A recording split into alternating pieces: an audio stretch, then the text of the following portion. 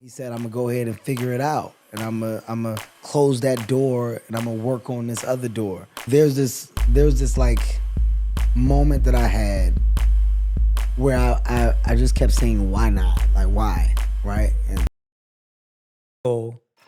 when you're winning and then you discover you got monsters, because that's kind of the journey you've been on. And I want to go back and forth in this journey, but I want to start there. Like, what does it feel like when you're winning, you're succeeding, but then you all of a sudden go, I've still got monsters in me?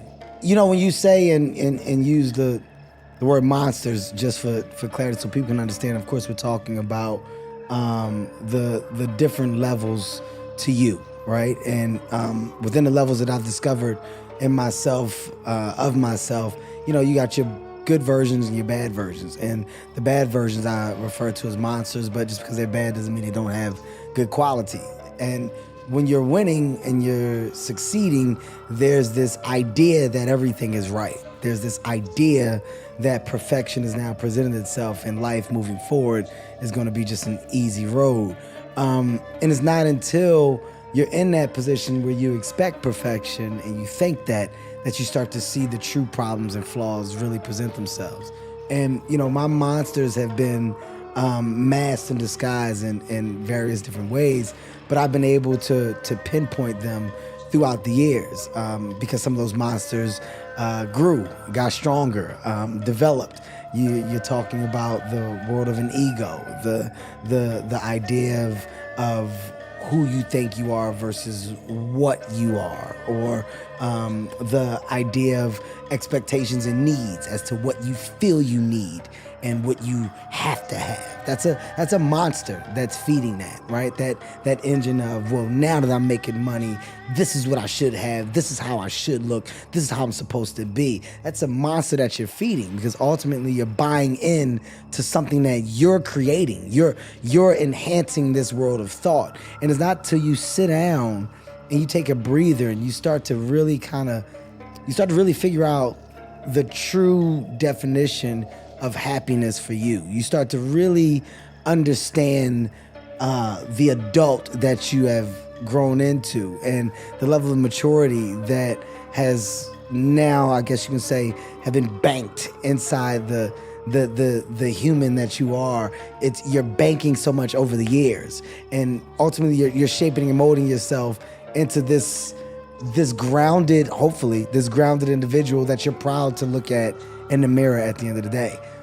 I had to get to a place to where I was looking in the mirror and I was proud of what I was looking at, and I was okay with checking myself. I was okay with pointing out my flaws. I was okay with knowing what I do well and what I do wrong. And at the end of the day, there's no consequence to always improving. There's no consequence to growing. You're in a time now where people almost frown upon the world of growth. I embrace that. I embrace the world of correction. So the monsters and the world of how to tame them came from me understanding the different levels of monsters that have presented themselves to me over the years, and me getting them to a point to where I put them in a place where I can control them.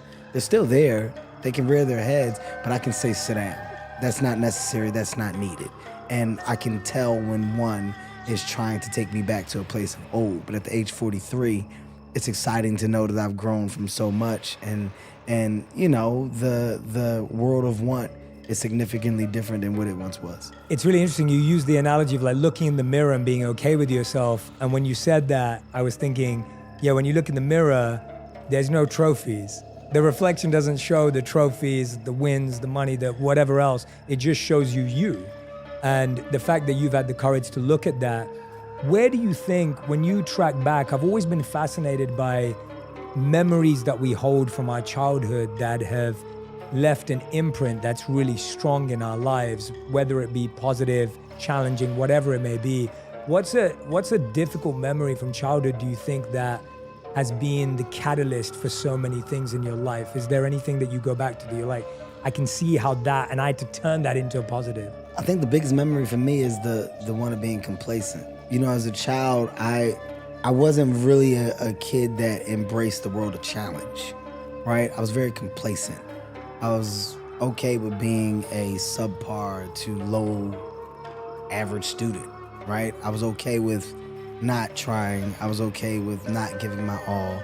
And I was kind of okay with getting over, right? So the biggest memory that I have in my childhood is like when I got to that early teen years, that 12, that 13, that 14, being sneaky and thinking that you're constantly one-upping someone was the that's what I was embracing at the highest level.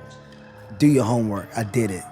Did you really do your homework? I did it. And you taking my word for it and not checking my homework. Oh, I didn't do it, but you think I did. I got over. Ultimately, you're slowly cheating yourself over the course of years, and it's not until you get a reality check as to why that work was necessary that you realize you're just not doing what you're supposed to do with your life, right? You're not giving your all. I had a lot of different examples of that. I truly had a mom that made sure that I had, and I didn't take advantage or embrace the real work that she put in until I got to an older age of true understanding. But to be honest, I really threw a lot of those things to the side. The extracurricular activities, the swim teams, the football teams, the basketball teams, the track and field, the baseball, all of these things as a kid, you don't understand your parents are doing to try to provide you with a world of opportunity. They're trying to keep you occupied. They're trying to embrace this idea of hard work, effort, activity, engage. They're doing all these things or all of these things to their kids, or hopefully, right, for their kids, to put their kids in a position to just want the best, compete, study, learn, be excited about their future. That light bulb went off late. Thankfully, when it went off at the right time. And I was able to identify a lot of stuff that I couldn't then. And also, thankfully, that a lot of the lessons that my mom constantly embedded in me about you don't start things that you're not going to finish, you don't quit, apply your all, do this or don't do it. You're not cheating anybody but yourself. All of these things that I heard over the course of time, there was a moment when I got older, it all hit at the same time. But the real memory for me now, looking back, is I'm glad that I do see that I am aware of that, because not being aware of that is the hugest loss. Thinking that I took full advantage, thinking that I really applied or tried myself, thinking that was 100% would be the real loss. So one of my best memories is knowing that at one point I was a slacker. I was the guy that wanted to look like he was doing but never truly was, unless it was something that I loved and embraced. And, that was basketball, but the chances of me making it that were very slim.